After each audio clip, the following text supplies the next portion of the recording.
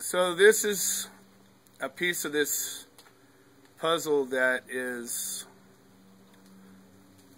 kind of troubling, and yet also very, I'm hugely grateful.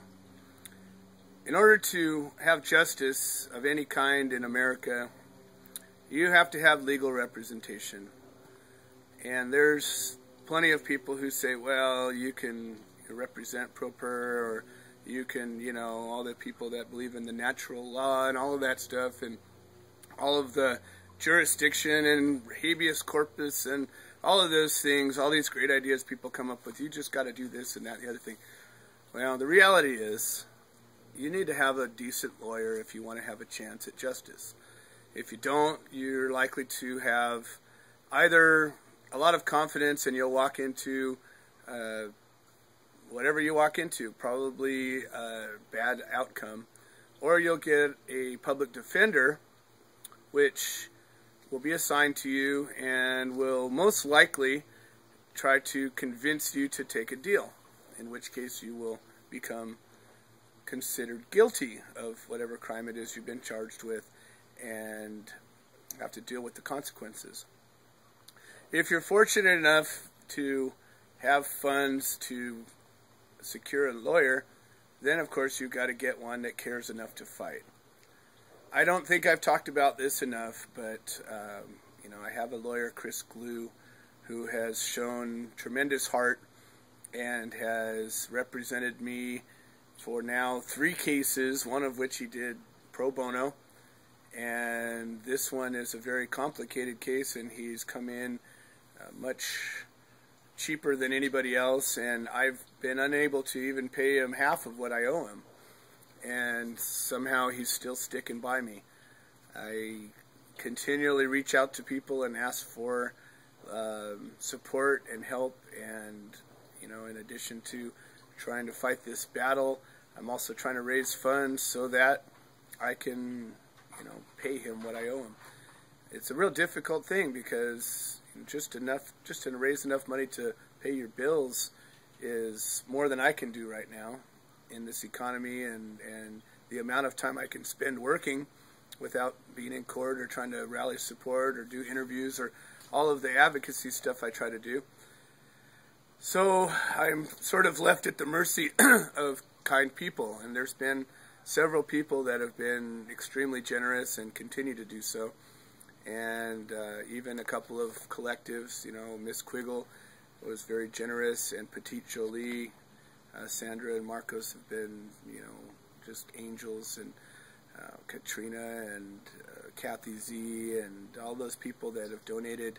You know, even the little $4.20 donations have been a piece of this puzzle. I've handed Chris a couple of times an envelope that just had a bunch of money that we got from a fundraiser, and I just slapped it on his desk and said, here, that's what I got. And he smiled and took it and said, well, you know, thank you. This is a real difficult thing. I haven't talked to Chris in a little while, and I know it's been a couple of weeks since I've paid him anything, and he's sitting in another trial doing, you know, fighting for somebody else. And it's real difficult for me to call him up and say, hey, Chris, what's going on with this or that or the other thing? Because I still owe the man, you know, more than $10,000. And it's kind of daunting, because I'm hoping and counting that he's going to stand by me. But he might not. I'm confident that he will. And then there's Allison, you know, Allison Margolin. Boy, she's been quite a trooper. She, when it turned out that we needed to have 2 attorneys represent us at the arraignment, I, that night, called every attorney I could find, and everybody I knew, said, here, try this guy, try that guy. And you know what? You attorneys are assholes, as a rule. Most people I talked to said, well, we need 10 grand up front, 15 grand, or I won't even talk to you, 30 grand, 50 grand. You know, you'll have to fly me down from the Bay Area and put me up, and 20 grand. All these different things I heard from different attorneys. And I hope you guys sleep well at night. But Allison, she said, you know, for a couple of grand, I'll show up and I'll represent you and we'll figure this out.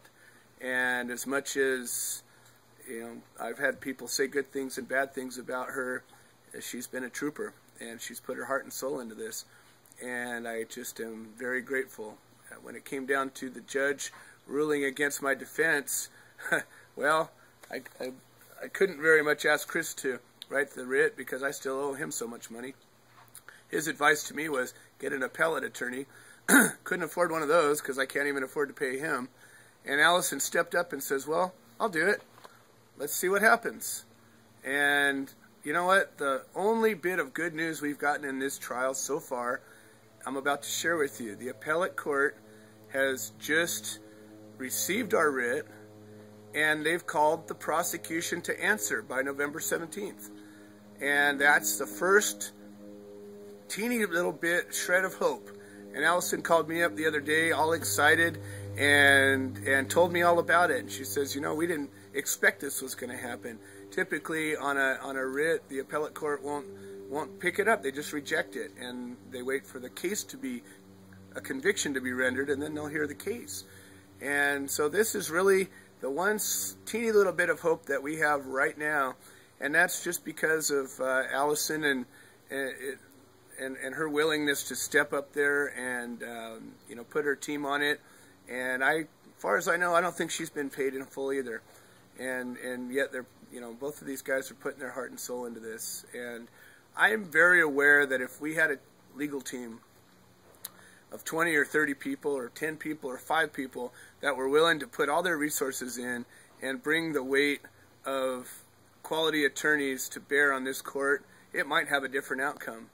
But I've got 2 attorneys that are willing to stand by me, and you know what? I'll stand by them. So whoever you've got that's an attorney, you know, see what they would do when push come to shove. If you couldn't possibly afford to pay them, I wonder what would happen, because I've talked to several of them, and I know what they would do. They'd say, sorry, so long, sucker, and you'd be faced to deal with the public pretender. So those of us who are not in this, and you are rooting me on, and you're rooting this fight, and you think that what we're doing is a positive thing, you know, help me to do the right thing, and help me to be able to pay my attorney, and kick in a couple of bucks, you know, or you know, offer some suggestion as to raising funds. I've had people that have donated items to be auctioned. So many wonderful things people have been willing to do, but we're still a long way away from this. So, you know, the real hope that I have is that my attorneys walk into this confident and rested and willing to get out there and give it their all. And if they're sitting here going, well, shit, I got to be at work for 3 weeks on this trial, and I'm not even getting paid for it, I just can't imagine that's going to give me the same result. So if you got it in you, please help out. Thank you.